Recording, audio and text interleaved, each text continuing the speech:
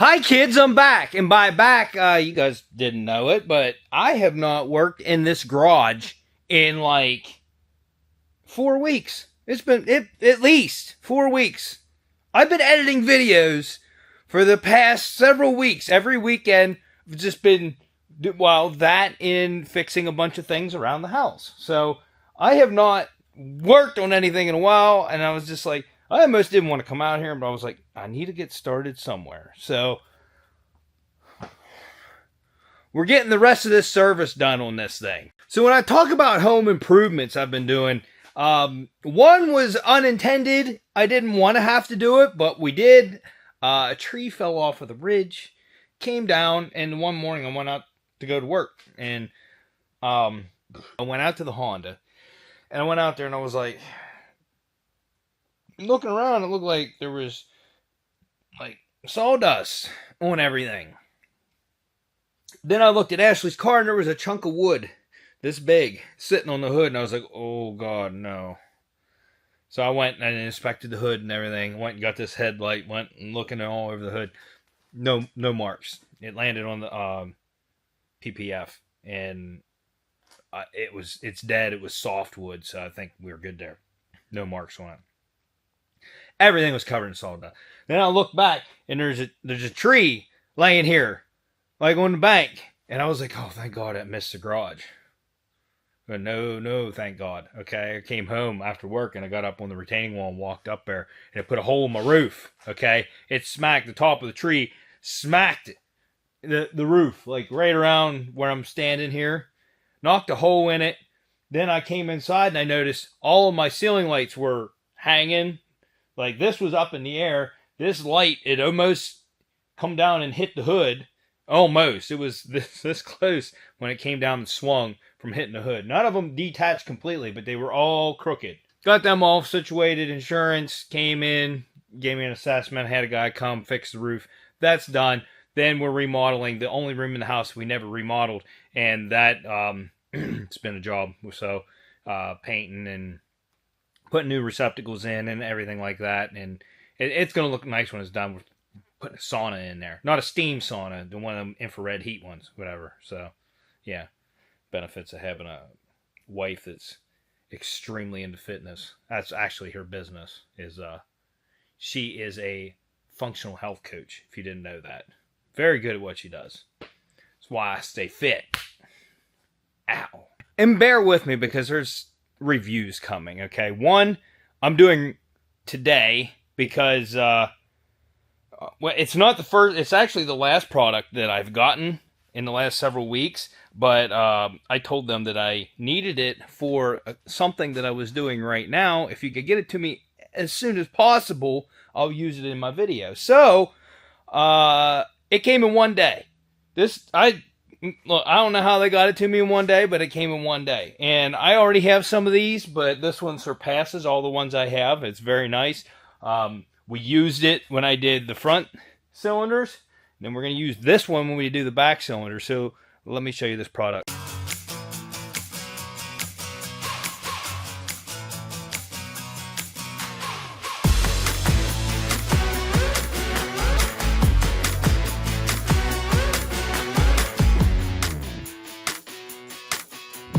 So this is a Borescope, but not only is this a Borescope, this is very nice. I've already had it out and checked out its uses and stuff. Main thing about this is it's awesome. First off, your screen is part of it, so you don't have to worry about connecting to your phone or any of that. You do have to charge this, and I already did. So it comes with a 32 gigabyte SD card inside of here. And then your charging ports over here. This clips onto the handle. And then here is one of the main features. Oh, right here's the end of the camera, right here. This thing is long, okay? Not quite as long as me, but it's long. Yeah, baby! But once you get it down in there, one of the main features of this is this. Or you can flip it the other way. So now on a small engine, you might not have room to do that. But on something like this, you can. And you can tilt it up and you can see your cylinder. And even for the ones that you can't get, well, I don't know that you'd even be able to get it. They have the mirror attachment that does the 90 degrees, so you could put that on, and then you don't even have to twist it. You could see the cylinder walls, or you could, tilt it 90 degrees, and it'll face straight up. One very nice thing about this is they give you lens cleaners, everything you need. It comes with a charging cord and stuff. It's USB Type-C. Right here, it has attachments with magnets on them. One's a magnet, one's a hook. I forget what else is in there. But you can add that to your camera. And then once you get, like, say you drop a bolt down in your cylinder. Oh, darn. I don't know why you would do that, but there's a possibility. Or you drop it down in your intakes, okay? You can put that down in there and say, it's too far off to one side to get it. Oh, well, now it's not. You can just tilt it until you get it, and then get it out of there. So we're going to use this to look into the rear cylinders. Originally was just going to do plugs and coils on this thing, but I thought, I'm tearing into this. I got the intake gaskets. I went ahead and got the rear valve cover gasket. I'm like, there's no reason not to do this while I'm in there. The front's sealed up, and it would cause somebody else a headache because it's definitely going to leak here sooner or later if it's not already leaking now. So we're going to go ahead and get that out of the way today. And while we're in there, we're going to use this borescope. Actually, why don't I show it to you right now, so then we can continue on the video, and I'll still use it then. But let me put it down into the intakes here, and I'll show you what the camera looks like and everything, and how you can move around and maneuver, and all that good jazz. There we go. And there you can see it already. And honestly, it's really clear. Now, you can change which direction. Right now, it's right side up. That's upside down. So you can flip it. I'm just pressing buttons because I haven't really used this thing yet. I know this will take pictures. What's this? You can zoom? Oh my goodness. There's the light. You can change the dimness on it. Oh, this thing is awesome. Okay. Oh, I'm recording.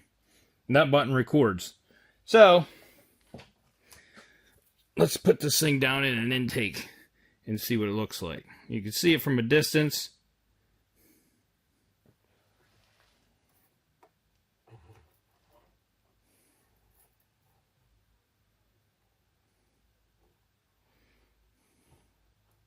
As you can see, it's pretty... Oh, okay. So it's not turning the way that I want it to. I can move it around while I'm in there. That's very convenient. Those valves are really clean. Now there's junk around it, but that's very, very clear. And then to zoom in,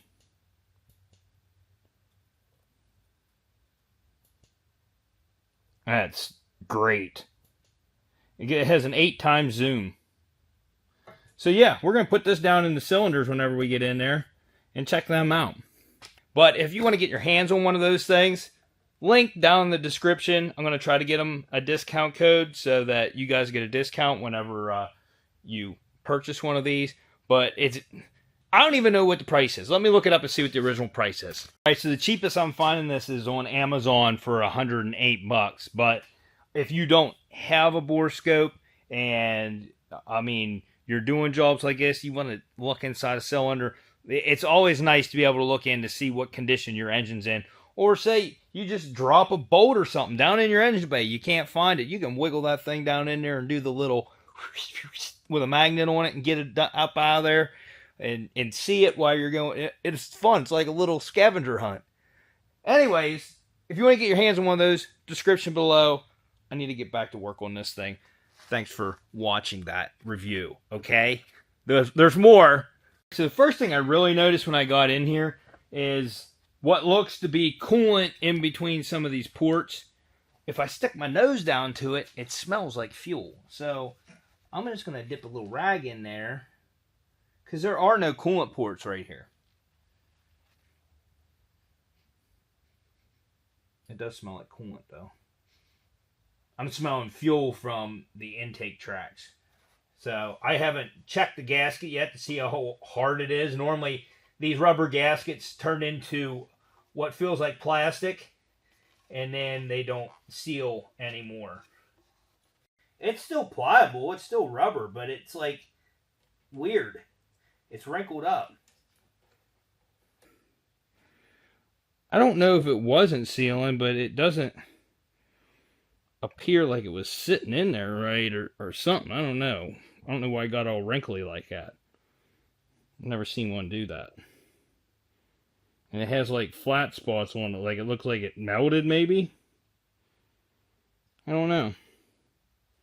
I also don't know why the front intake runners are bigger than the rear intake runners. I don't know. I want to clean this up, and then we'll start getting back into tearing that apart.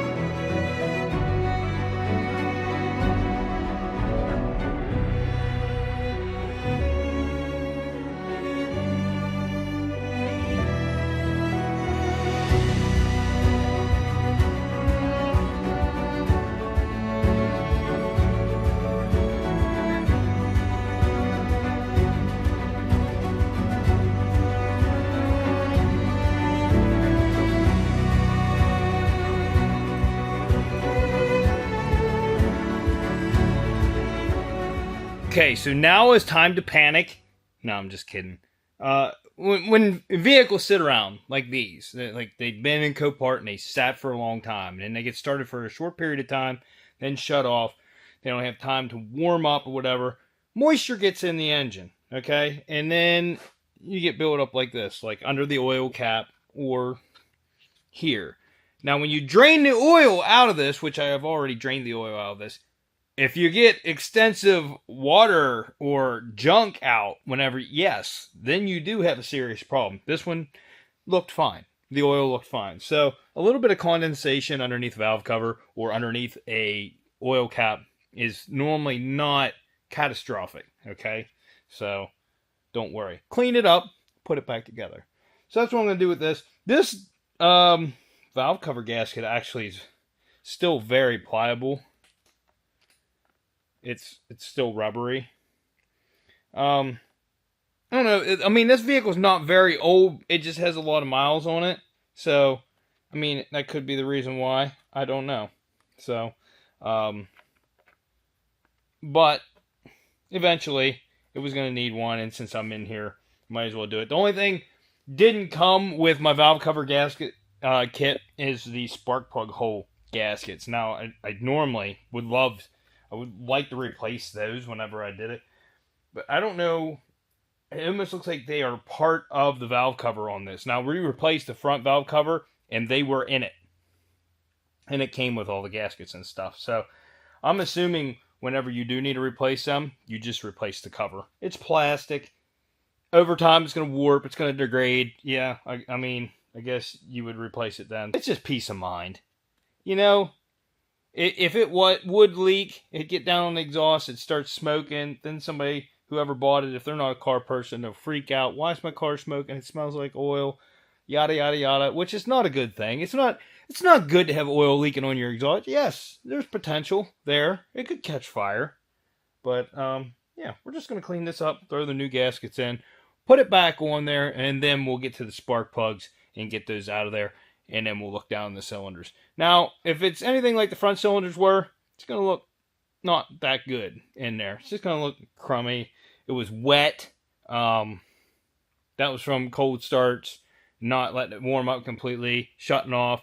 There's a little bit of raw fuel in there. It just didn't look good. And I dumped Marvel Mist oil down in there. And I think I have some more.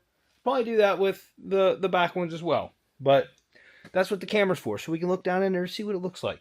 I could not look at the cylinder walls on the front ones whenever I did it because my camera, I didn't have the mirror attachment. I don't need the mirror attachment now, or we might use it. I don't know yet because whenever you move that, it swings so far. It might be so close to the cylinder wall that you don't get a good view at it. So if we put the mirror on there, we might get a better view of it. But we can look at the valves and stuff, which I can see from the top look pretty good. So, busted the super clean out. That looks like a brand new freaking valve cover. All I did was spray the degreaser on it and then wiped it down. Turned out pretty nice. Anyways, clean up your surface. Make sure you got all your gaskets in there nice and snug. And then put a generous bead of silicone on where the timing cover fits up. So, if I come over here, we'll bring it down to here. It is this area right here at the very edge. It'd be right here, these corners. I already put a bead on there. Just got to slap this cover back on there. Make sure you have these gaskets in right here. And make sure you clean that surface too. It's these that stick up. So we cleaned all of that. And all we got to do is get it in here and not mess the gasket up. It's in there. Now put all your bolts back in and torque them down. I'm going to hand tighten them. I forget what the torque is on it. It's like 15 inch, but it's something really light.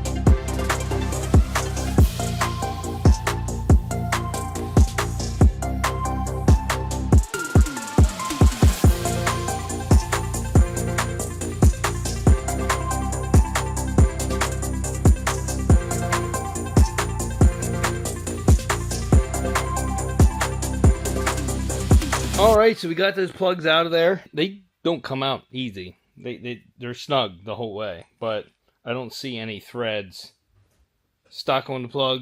I don't remember what the gap was on those other plugs. I gotta look it up. Rock Auto tells you the recommended gap, and that's normally what I go with. So, I will gap those. But let's get the camera in there, and we'll see what these cylinders look like, how bad these cylinders look. Let's just do a little bit of everything. Let's check them all out. Alright, we are in cylinder, I don't know what cylinder is, driver's side rear. Actually, it don't look as bad as I thought the other ones did. Now you look at it. Let's see if I can flip this up. Oh, look at the cross hatching on that. I'm going to have to go down deeper. Deeper. There we go. I'm going to have to go a little deeper, but you can see all the carbon there at the top of the cylinder is where the head and stuff meets. Well, you can see them cylinder walls perfect. It's just carboned up. Now we are looking at the top of the cylinder. I need to go down deeper. There we go. Look at that. I can even see the camera. Right there is the camera cord. Yeah, there's a little bit of carbon in there, but yeah, it's not that bad. Now I have to pull it up out because I got it too far down in there to flip it the other direction. Look at the other valves. Yeah, not bad at all. Let's get this view on you. And then you can zoom in if you need to. You want to look at them valves even closer. You want to look at the cross hatches. Yeah, this thing's actually healthier than I thought. It looks pretty decent. I don't know that I need to put Marvel Mist Oil in there. No, that piston is right at the top. I just touched it. I gotta pull it up out of the spark plug hole. It's wet.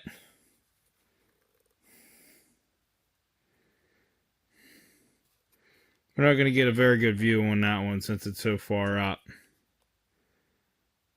But you can see right there would be the head gasket, that line, and that's just carbon stuck in there, right around there.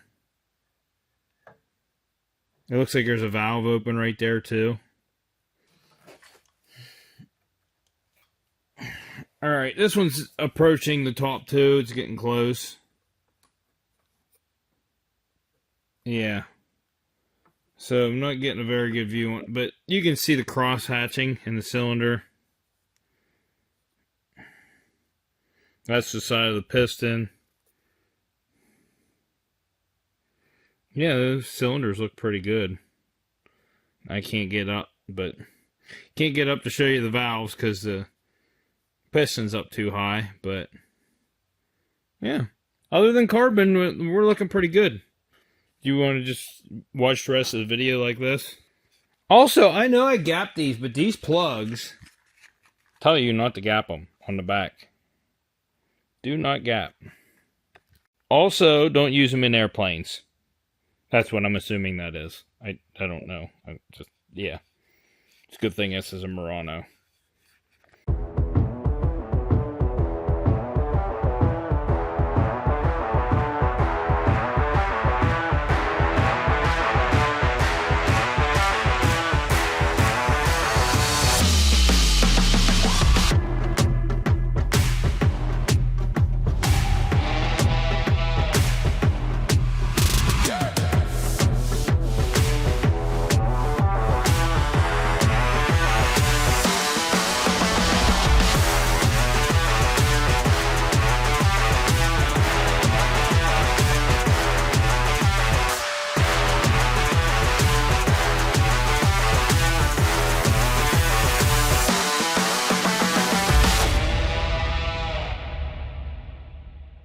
Moment of truth.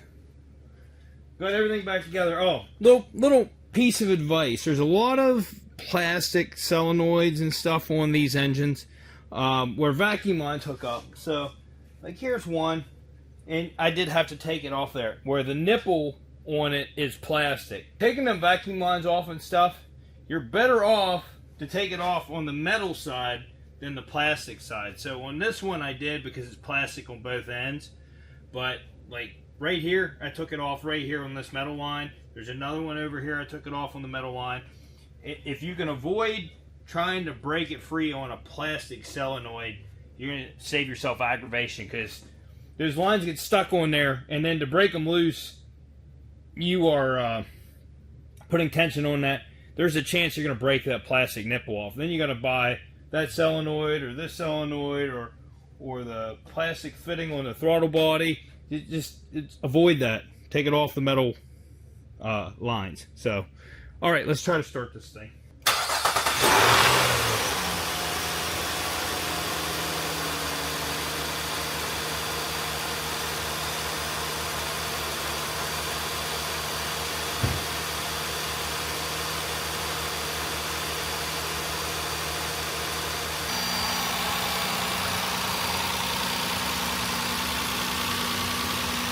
Now it's looking and sounding really good. I should have cleaned that intake manifold off.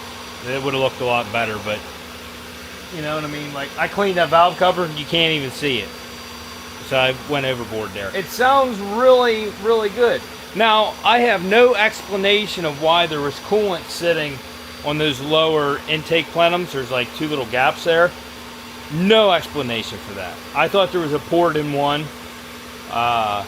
There isn't. I cleaned it up. It looked like there was a little pinhole in it, and I cleaned it up, and it was just a piece of dirt down in like an indent. So I have no clue how that coolant got in. The only coolant that could like get into the intake track would be, and really there is no possibility of that.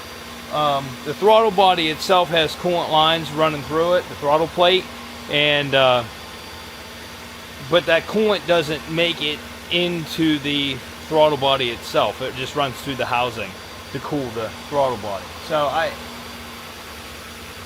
and there was no leaks there. So I kind of like, I have no explanation of how that coolant got there. It's weird. I will say, right after I started it, I got out and looked back, and I didn't see any smoke. I don't know if that coolant that was sitting in there might have been like leaking through, because those gaskets did look kind of iffy. But yeah, no, this thing sounds really, really good. It actually is quieter than mine, my white one. But there you go, the service is done. New plugs, new coils, new intake gaskets, new valve cover gasket, new valve cover on the front with new gaskets. So like all the stuff that probably would have happened in the near future needing done is done, and that's one thing out of the way on this. Now we have a lot of body work. I have reviews to do. Next video I'm going to get into a review with a scanner. Got a code scanner. If you guys are interested in the next video, V-Diag. It's actually a really nice one. It's more of on the budget side, but it does a lot of things. Okay, by a lot of things, when I look at these, if they have immobilizer options to program keys, that's like a big thing for me. I like being able to program keys, and I'm pretty sure this thing has it. It's just not a Bluetooth scanner, so you have to plug it in. All the inconvenience. But like I said, that's next video. We'll get into that. And then I got finally a refrigerant recovery system. I didn't get a tank yet, but that's a review coming with a scale to weigh the tank whenever it finally gets here. I have spiders everywhere. Why is there a spider on my bike? Get out of here!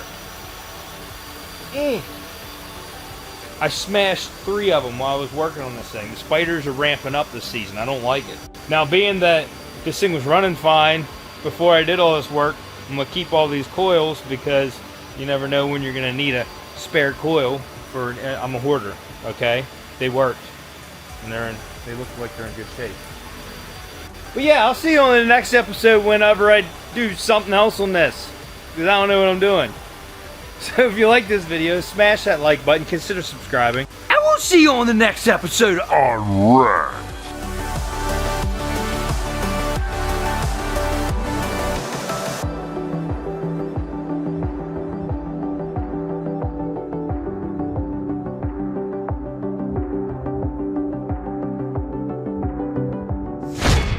Got a door greeter. Hi. Yeah. You excited that I come in from the garage? What? What? Oh, that's nice of you. Let me pet you. Hi. What do I smell like? Grease and 2 + 2. Probably. Right? Stu Man's on the way to the living room. Hi, Stu Man. Yeah. You being a good boy? Right now you are. Miss Stella. This is her new place. This is a room we're remodeling. I don't know if she knew that or what. Well, you chill out here. You don't know? Do you want more pets? What are you doing in here? Do you want to say bye-bye to the people? Say bye-bye.